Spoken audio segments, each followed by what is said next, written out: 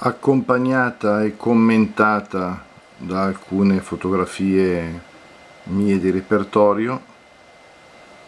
Vi propongo, tratta da Camminare insieme, il foglio informativo della Comunità Pastorale San Paolo VI, cioè Duniano, Incirano e Calderara di oggi, questa preghiera di Paolo VI, è una preghiera appunto dell'allora Papa San Paolo VI, oggi è santo,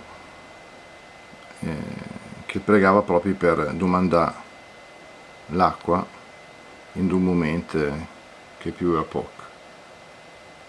Preghiera di Paolo VI, recitata la prima volta all'Angelus del 4 luglio 1976, anche allora tempo di siccità. Dio nostro Padre, Signore del cielo e della terra, Tu sei per noi esistenza, energia e vita.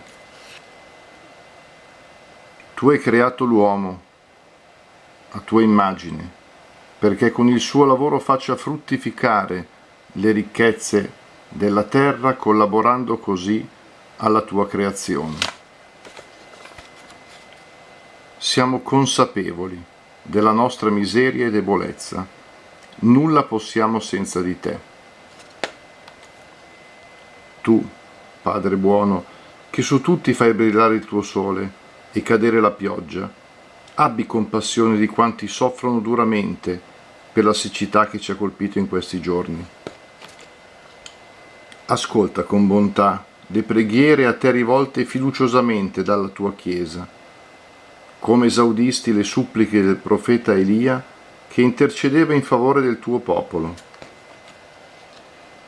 Fa scendere dal cielo, sopra la terra arida, la pioggia sospirata, perché rinascano i frutti e siano salvi uomini e animali. Che la pioggia sia per noi il segno della Tua grazia e benedizione. Così, riconfortati dalla Tua misericordia, Ti renderemo grazie per ogni dono della terra e del cielo, con cui il Tuo Spirito soddisfa la nostra sete. Per Gesù Cristo, Tuo Figlio, che ci ha rivelato il Tuo amore, sorgente d'acqua viva, zampillante per la vita eterna. Amen. Ciao a tutti.